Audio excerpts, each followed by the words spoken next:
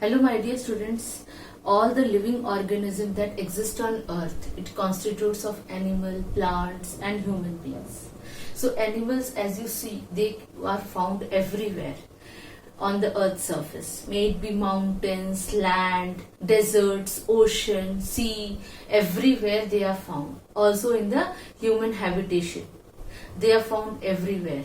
So the animals differ in the size, shape, appearance and the food they eat and many other things. And according to the habitat also they differ, so that they are acquainted to the habitat. So today we are going to study about animals and how they are classified according to the various features. So today we are going to study about animals. So the classification of animal kingdom. So we are also considered, the human beings is also considered as animals. We are the vertebrates. So and the classification of animal kingdom can be on the basis of 5 features. What are they? They are the diet, the food that they eat. They are the habitat, the places where they live, and according to the body temperature, whether they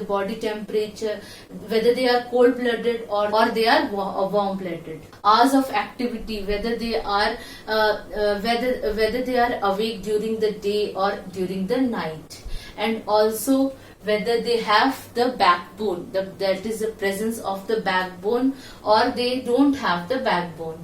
Like the human beings, they have the backbone. You can see at the back side there are vertebral column. That is, in some animals they don't have vertebral column and they are called as invertebrates and we are called as vertebrates. So in today's session we are going to discuss about the 2 features, the classification of animals on the basis of 2 features, that is the diet and the habitat. So the classification based on the diet. So according to the basis of the diet, that is the food they eat, the food they consume, the mouth parts are also adapted according to that. And they are classified as herbivores, carnivores, omnivores, frugivores, scavengers and parasites. The animals that surrounds us, they are classified according to the food they eat. So first we will discuss about carnivores. Carnivores are those, carni means they are flesh and vores means eaters. So carni means flesh and the vores means eaters. So the carnivores are the animals which eat the flesh of the other animals.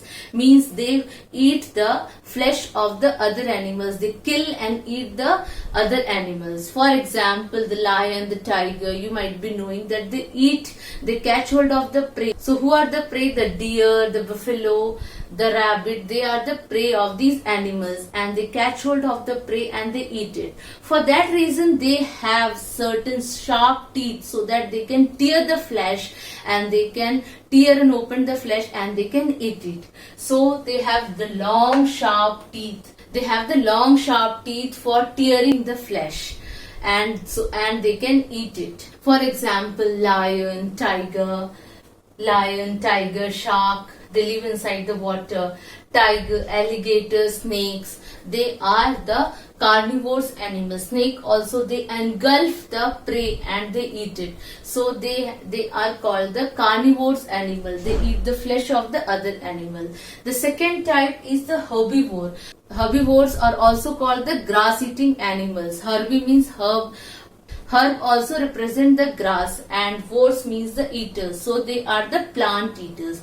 Herb means plant and vores means eaters. So they are the plant eaters. So they have the flat and broad teeth so that they can chew the grass and the other foliage, so that they can chew, grind and eat it. So who are the herbivores? Those who eat the plant and other plant parts, they are called the herbivores. For example, zebra, cow, goat, deer, elephant, they are called the herbivores because they feed on the plant or other plant parts. So they have broad teeth so that they can grind the grass, but the front teeth are little bit sharp but not pointed so that they can cut hold of the grass and eat it. So the third one is the omnivores. Omnivores are those which eat both the plant and the animal. For example, the human beings, the pig, the bear, the crow, they eat both as the plant and also the flesh of the other animals.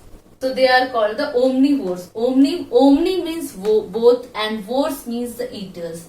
Omni means both and vores means the eaters. So they are called the omnivores. Frugivores are those animals whose diet mainly consists of the fruit. They generally eat the raw fruit. For example, some monkeys are also there, and the birds like the toucan, the hornbill, and also the fruit bat. They eat the fruit only, so they are called the frugivores. The fifth one is the scavengers. Scavengers are generally, they feed on the dead animals. They are hunted by other animals and they are left behind. So they eat the flesh of the other animals. For example, the hyenas and the vulture, they will not kill the animals, but they will eat the left behind of the dead animals, and they are generally the vultures and the hyenas. They have hooked beak. The vultures generally have hooked beak, and hyenas the sharp pointed teeth, so that they can eat and cut hold of the flesh of the animals. The sixth one is the parasite. They depend on the host. They live inside the host. They take the nutrients and the food from the host. They live and grow inside the host, and they generally eat the food of the host. And they are the tapeworm and the lice. The tapeworm are worm that grows that are found in the intestines of the human beings, and generally the tapeworm grow inside the child intestines, and whatever the food and nutrient they take, it is also taken by the tapeworm. And so generally what happens in the child will not regain its health, because all the nutrients are generally taken by the tapeworm, and they grow and they multiply and they live on inside the body of the host, and the host is generally the human beings. Lice are the small organism which suck blood on the head. They are found in between the scalp of our hair, and they generally suck blood from the head. So they also feed on the host. And who are the host? We are the host. Now the second classification is based on the habitat. The habitat means the places where they live. According to the habitat, they are classified into 5 types. What are they? They are aquatic animals. The animals that live inside the water, they are called the aquatic animals. Mostly the fishes, the turtles, these are the aquatic animals. You might have seen the frog. Frog generally lay eggs in the ponds, and the tadpole comes out of it. So the tadpoles, they have gills and they swim in the water. So in the initial stage they resemble most like a fish and they live inside the water. But the frog, they live both on the land and the water. So the aquatic animals also constitute the tadpole. The whale, the duck, the turtle, these are the aquatic animals. Some aquatic animals have lungs, like the whale, they have lungs so that to breathe in. Dolphin, whale, they have lungs so as to breathe in. Now the second type is the terrestrial animal. The animals that live on land are called the terrestrial animal, and they breathe with the help of the lungs. Like we have lungs, the animals also have lungs, and they breathe with the help of their lungs. Basically they respire, they take in oxygen, and they give out carbon dioxide with the help of the lungs. And the animals include the lion, giraffe, cow, buffalo, cat, kangaroo. All these animals are called the terrestrial animal because they survive on the land. Now the third type is the amphibians. Amphibians are animals that live both on the land and the water. So what are the amphibians? They live both on the land and the water. For example, the frog and the toad, they live both on land and water, hence they are called the amphibians.